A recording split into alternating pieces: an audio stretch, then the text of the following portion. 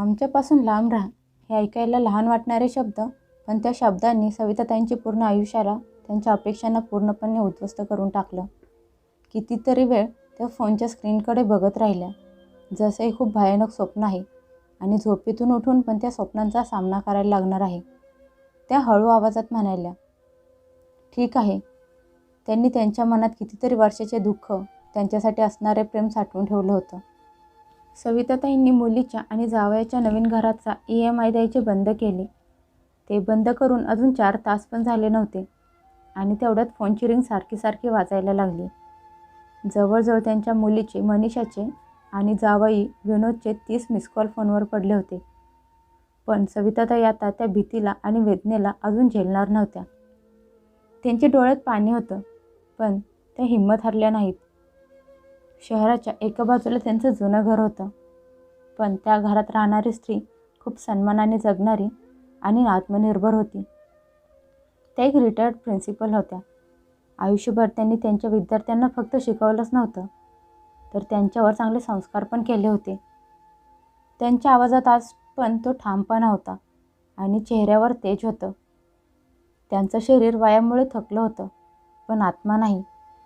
या चेहऱ्यावर दिसणाऱ्या आनंदाच्या मागे त्यांचा एकटेपणा लपला होता. नवरा खूप वर्षापूर्वी सोयांना सोडून गेला होता. आता त्यांच्याजवळ स्वतःचं असं म्हणायला फक्त त्यांची एकुलती एक मुलगी मनीषा होती, त्यांची म्हातारपणाची काठी आणि आधार. सविताताईंना खूप चांगली पेन्शन मिळत होती. त्यांनी स्वतःच्या इच्छा दाबून टाकल्या आणि मुलीची स्वप्न पूर्ण करायला लागल्या. त्या मनात म्हणायच्या की माझ्या म्हातारीसाठी हे जुनं घर आणि खर्चासाठी थोडेसे पैसे खूप आहेत, पण माझ्या मुलीला आणि तिच्या मुलांना कुठल्याच गोष्टीची कमी पडायला नको. हाच विचार त्यांना जगण्यासाठी हिंमत देत होता. जेव्हा जेव्हा त्या मुलीच्या घरी जायच्या, दार उघडल्यावर सगळ्यात अगोदर त्यांची नजर त्या 2 चिमुकल्या मुलांवर पडायची. त्यांची 2 नातवंड. ते त्यांना बघितल्यावर पळत पळत आजी म्हणून त्यांचे पाय पकडायचे. राहुल त्यांच्या साडीच्या पदराला पकडून घोडा घोडा खेळायचा, तर त्यांची नात प्रिया त्यांच्या कुशीत बसायचा हट्ट करत असायची. तर कधी त्यांच्या हातातली पिशवी घेऊन त्यात शोधाशोध करत असायची. मुलांच्या बोलण्याने, त्यांच्या गोंधळात त्यांचा थकवा निघून जायचा. त्यांच्या डोळ्यात चमक यायची आणि चेहऱ्यावर मुलांना बघून हसू. त्यांचा अल्लडपणा, त्यांचे बोबडे बोल त्यांना जगण्याची हिंमत द्यायचे. त्या मुलांच्या चेहऱ्यावरच्या आनंदासाठी त्या आयुष्यातलं कुठलंही संकट झेलू शकत होत्या. रोज रात्री त्या त्यांच्या लाकडी पलंगावर बसून त्यांच्या डायरीत लिहित असायच्या, जीवनाचे सुख या गोष्टीत नाही की आपण किती वाचवतो, तर या गोष्टीत आहे की आपण आपल्या मुलांना काय आणि किती देऊ शकतो. त्यांनी त्यांचा प्रत्येक श्वास आता त्यांच्या मुलीसाठी आणि तिच्या कुटुंबाच्या नावे केला होता. त्यांचं आयुष्य त्यांच्या मुलीची सावली बनले होते. त्यांनी कपाट उघडलं तर त्यात त्यांना त्यांच्यासाठी कमी वस्तू, पण त्यांच्या मुलीसाठी आणि नातवंडांसाठी असलेल्या वस्तूंनी त्यांचं कपाट भरलेलं असायचं. मनीषाच्या लग्नानंतर तिला भाड्याच्या घरात खूप तंगी जाणवत होती. तेव्हा सविताताईंनी मागचा पुढचा कशाचाही विचार न करता त्यांनी त्यांची सगळी सेव्हिंग, त्यांचे दागिने, रिटायर्ड होताना मिळालेला फंड असं जवळजवळ 50 लाख रुपये गोळा करून मुलीचा नवीन घराचा डाऊन पेमेंट भरलं. हा विचार करून की कमीत कमी माझ्या मुलीच्या आणि नातवंडांच्या डोक्यावर हक्काचं छत तरी होईल.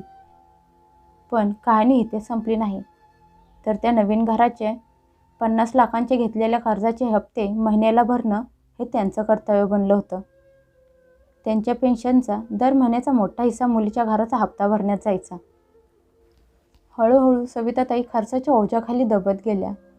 एवढंच नाही तर नातवंडांच्या शाळेची फी, त्यांची पुस्तकं, त्यांची कपडे, त्यांना सणासाठी गिफ्ट या सगळ्यांना लागणारा पैसा सविताताईंच्या पेन्शनमधून जायचा.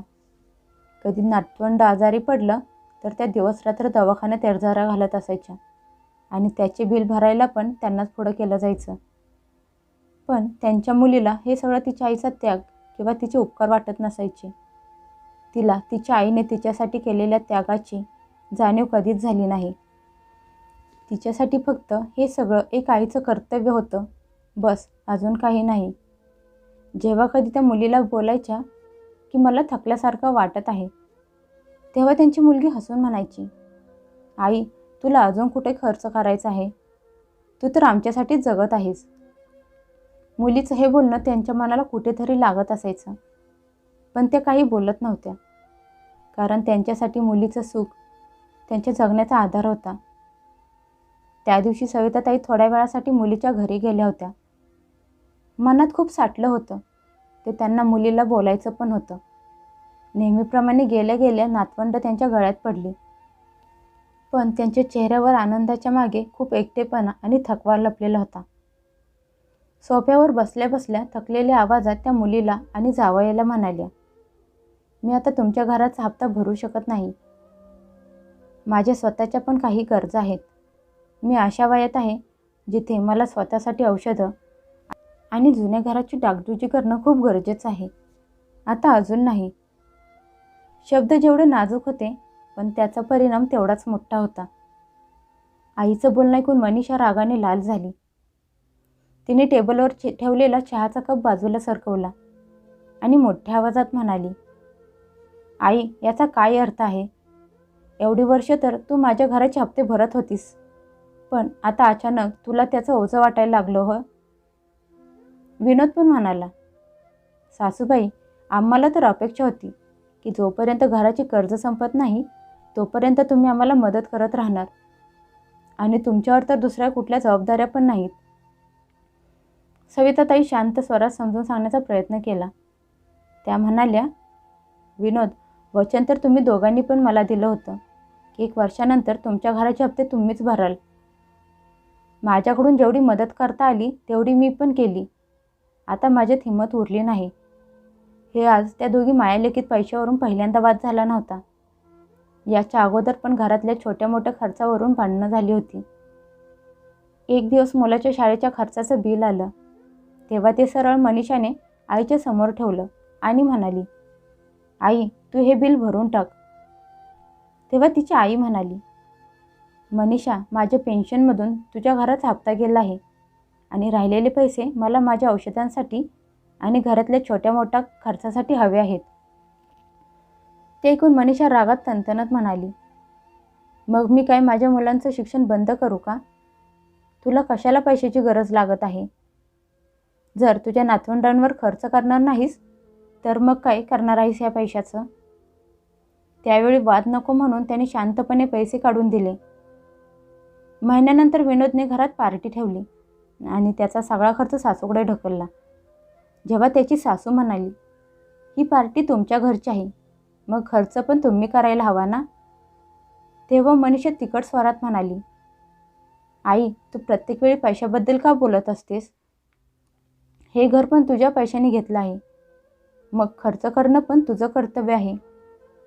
मुलीच्या आणि त्यांच्यामधली छोटी मोठी भांडणं, त्यांच्या मुलीचं असं तोडून बोलणं त्यांच्या मनाला लागत होतं. पण नातवंडांच्या निरागस तोंडाकडे बघून त्या मनातले दुःख, त्यांचा त्रास गिळून टाकायच्या. हळूहळू त्यांना असं वाटायला लागलं होतं की त्या मुलीसाठी तिची आई नसून ATM मशीन बनले आहे. खूप महिन्यांपासून हे सगळं चालू होतं. खूप वेळ त्यांनी मनातल्या मनात विचार केला की आता शेवटचं, यानंतर नाही. त्यांना आज ना उद्या समजेल, पण उद्या कधी आलाच नाही. त्या दिवशी त्या हिंमत एकवटून मुलीला म्हणाल्या, इथून पुढे मी तुमच्या घराचे हप्ते भरणार नाही. माझ्या पण गरजा आहेत. मला या वयात औषधं आणि आरामाची गरज आहे, ना की कुणाचं ओझं उचलायची. शब्द शांत होते, पण मुलीच्या कानावर पडताच तिचा चेहरा रागाने लाल झाला. ती आईला म्हणाली, आई, तू हे काय बोलत आहेस? तू हा विचार पण कसा करू शकतेस की आम्हाला अर्ध्या तासात सोडायचा? तुझ्याजवळ अजून दुसरं कशाचं ओझं आहे? लगेच तिचा नवरा विनोद म्हणाला, सासूबाई, हे घर तुम्ही घेतलं आहे, मग याची जबाबदारी पण तुमची आहे. मी माझ्या कमाईतून हे सगळं करू शकत नाही. हे ऐकून त्यांचं मन उदास झालं, तरी पण ठामपणे त्या म्हणाल्या, विनोद, हे घर मी विकत घेतलं आहे माझ्या साठवलेल्या पैशातून, आणि त्याचे हप्ते भरून आता वेळ आली आहे की याची जबाबदारी तुम्ही दोघांनी सांभाळायची. मी म्हातारी होत आहे. पण हे ऐकून मनीषा रागाने भडकली आणि म्हणाली, आई, खूप झालं. तुला पैशांचा हिशोब द्यायचा काहीच गरज नाही. जर तू हप्ते भरले नाहीस तर समजून जा, तुला या घरात काहीच इज्जत नाही. आणि तुझी गरज पण नाही, असं म्हणत तिने आईचा हात पकडून त्यांना दाराकडे धक्का दिला. तशा त्या चौकटीवर जाऊन पडल्या आणि त्यांच्या डोक्यातून रक्त यायला लागलं. ते बघून त्यांची नातवंड घाबरली आणि रडायला लागली. विनोद तिथेच उभा होता, पण काही बोलला नाही. त्या डोकं पकडून खाली बसल्या आणि म्हणाल्या, धन्य झाले बाळा, आज मला समजलं की तुला आईचं प्रेम नको, तर तिचा पैसा हवा आहे. हे बोलताना त्यांचे डोळे पाण्याने नाही, तर त्यांच्या मनात जागलेल्या आत्मसन्मानाने भरले होते. त्या उठल्या आणि मागे न वळून बघता सरळ त्यांच्या जुन्या घरी परत आल्या. त्यांच्या मनातून आज एक मोठं ओझं उतरलं होतं. कितीतरी वर्ष त्या मुलीला आणि तिच्या कुटुंबाला सांभाळत होत्या, पण आता त्यांना जाणीव झाली होती की त्या फक्त त्यांच्यासाठी ATM मशीन होत्या. म्हणून त्यांनी खूप मोठा कठोर निर्णय घेतला होता.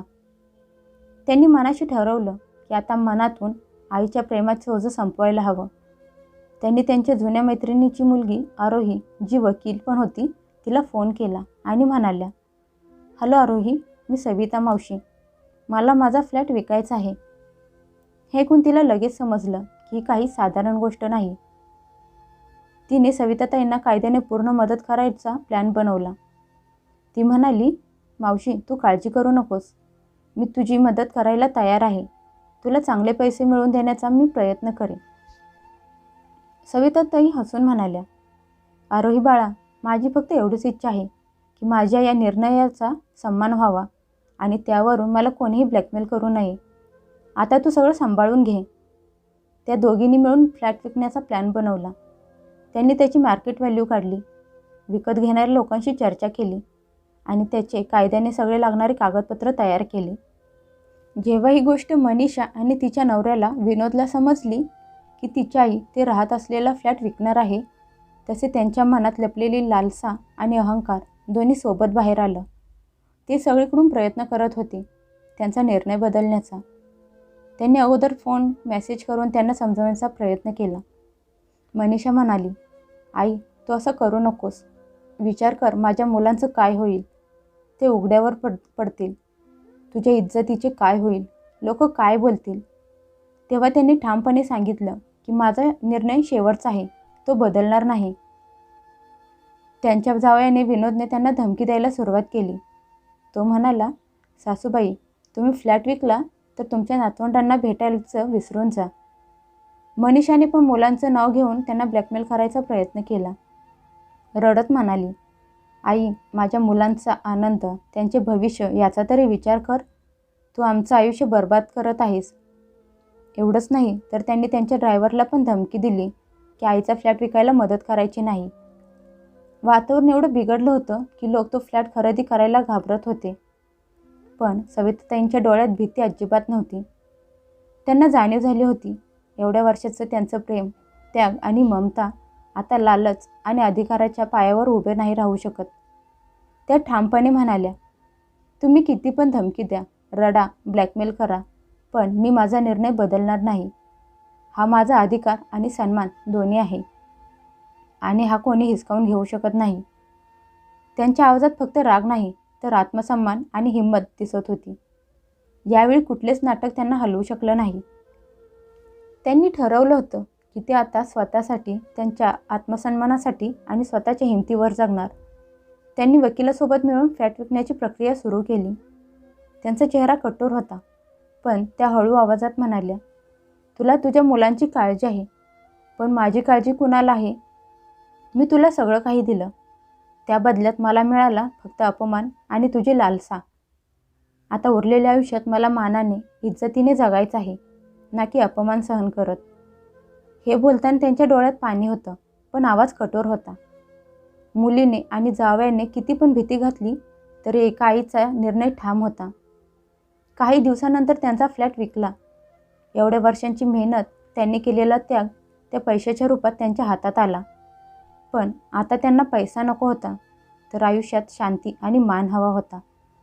त्यांनी मिळालेले काही पैसे त्यांच्या दवाखान्याच्या खर्चासाठी बाजूला ठेवले. आता त्या स्वतःसाठी जगू शकत होत्या, बेचैन किंवा काळजी करत नाही, तर फक्त आत्मसन्मानाने. त्यांनी उरलेले काही पैशातून जुन्या घराची डागडुजी केली आणि राहिलेले पैसे समाजकार्यासाठी उपयोगी आणले. त्यांनी एक चॅरिटी फंड सुरू केला, म्हणजे त्यांच्यासारख्या म्हाताऱ्या लोकांना मानसन्मान आणि सुरक्षा मिळेल आणि ते त्यांचं उरलेलं आयुष्य सुखात आनंदात जगू शकतील.